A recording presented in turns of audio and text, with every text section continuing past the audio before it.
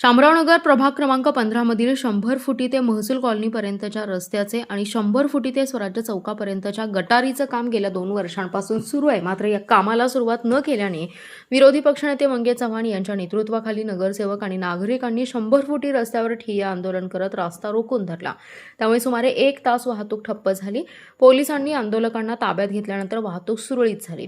प्रभाग क्रमांक 15 मधील स्वराज्य चौक 100 फुटीकडे जाणारे रस्ते करण्यासाठी महापालिकेने निधी मंजूर केला आहे। निविदा प्रक्रिया देखील झाली आहे। तसेच 100 फुटी ते स्वराज्य चौकापर्यंत जाणाऱ्या गटारीचं काम सार्वजनिक बांधकाम विभागाकडून 2 वर्षांपूर्वी मंजूर झाले।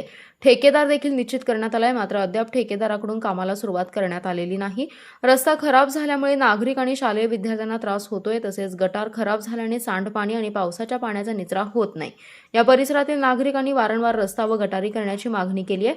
स्थानिक नगरसेवकांनी प्रशासनाकडे वारंवार पाठपुरावा केला तरी देखील याकडे दुर्लक्ष होते। त्यामुळे गुरुवारी विरोधी पक्षनेते मंगे चव्हाण यांच्या नेतृत्वाखाली नगरसेविका स्मिता यमगर, सोनल पाटील, फिरोज पठाण, युनुत महात, ताजुद्दीन शेख, माहेश्वर जाधव, वैजयंती टिकले, प्रणाली कदम, सुमन माने आदींनी शामरावनगर चौकात 100 फुटी रस्त्यावरच ठिय्या आंदोलन करत रास्ता रोखून धरला। सुमारे 1 तास झालेल्या या आंदोलनामुळे 100 फुटी रस्त्यावरील वाहतूक विस्कळीत झाली होती। पोलिसांनी आंदोलकांना ताब्यात घेतल्यानंतर वाहतूक सुरळीत झाली।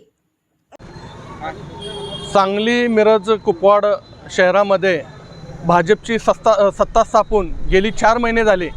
आज 4 महिन्यामध्ये शामरावनगरमधील एक प्रमुख रस्ता आहे आणि त्या रस्त्याच्या बाजूला RCC गटर आहे। तर गेली 1.5-2 वर्ष झालं ते काम चालू आहे आणि ते काम रखडलेलं आहे। कित्येकदा अधिकाऱ्यांना सांगून त्याकडे दुर्लक्ष करण्यात आलं।